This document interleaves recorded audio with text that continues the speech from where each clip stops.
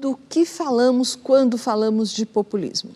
Esse é o título de uma obra dos cientistas políticos Thomas Zickman de Barros e Miguel Lago. Eles reconstituíram o uso do termo populismo ao longo dos anos. Vamos ouvir o que eles têm a nos dizer. O que foi, o que é e o que pode ser populismo na política?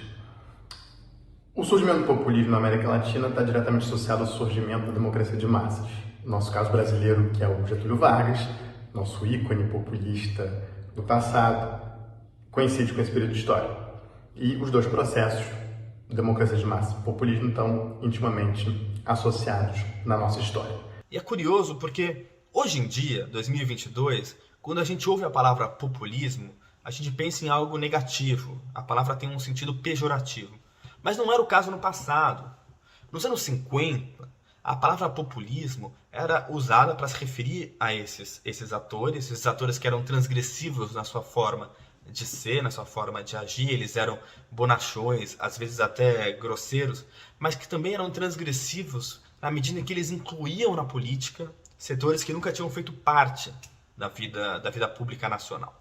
Não é? Então a palavra, curiosamente, nos anos 50, tinha um lado positivo. O que se acentuava era essa dimensão democratizante do populismo. Nos dias de hoje, o significado é outro. Aliás, não tem um significado muito preciso, porque populismo se tornou a palavra preferida dos intelectuais, tanto à direita quanto à esquerda, para designar aquilo que eles não entendem.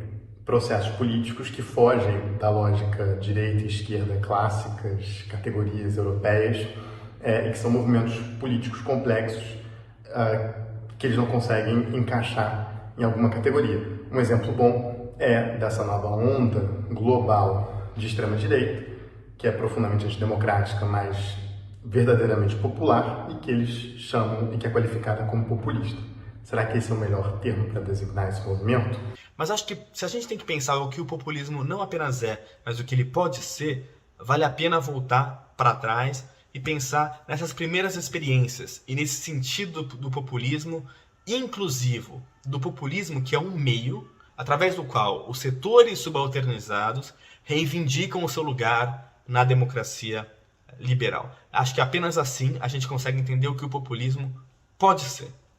Me parece que os autores fazem um esforço para conseguir dar uma certa legitimidade, impossível não usar o palavrão, epistemológica ao conceito de populismo, que, na verdade, como quase tudo em ciências humanas, não é lá tão preciso.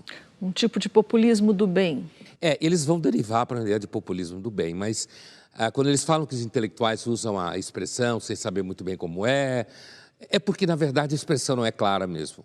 O populismo, o termo populismo na Rússia, se você olha para trás, ele está associado a uma ideia de que o povo é um ícone, o povo está idealizado e é do povo que vem a salvação. De certa forma, eu não vejo muita diferença. Eu acho que se você pegar um bolsonarista hoje, ele vai dizer, olha, nós também queremos incluir pessoas dentro do sistema democrático, pessoas que nunca fizeram parte do sistema democrático. Nós também achamos que a voz do povo é a voz de Deus, certo? Então, acho que o termo continua não sendo claro. O uso que eles fazem, a reconstrução que eles apresentam para nós aqui, inclusive de um populismo que seria negativo, antidemocrático, e um populismo que seria inclusivo, nesse sentido a gente poderia pensar, por exemplo, que a gente pode imaginar que existe uma ditadura negativa e uma ditadura inclusiva. O populismo é um fenômeno extremamente misturado com a democracia, não é à toa que democracia é povo, populismo é povo, né? A democracia é um regime que depende de um conjunto institucional extremamente complexo.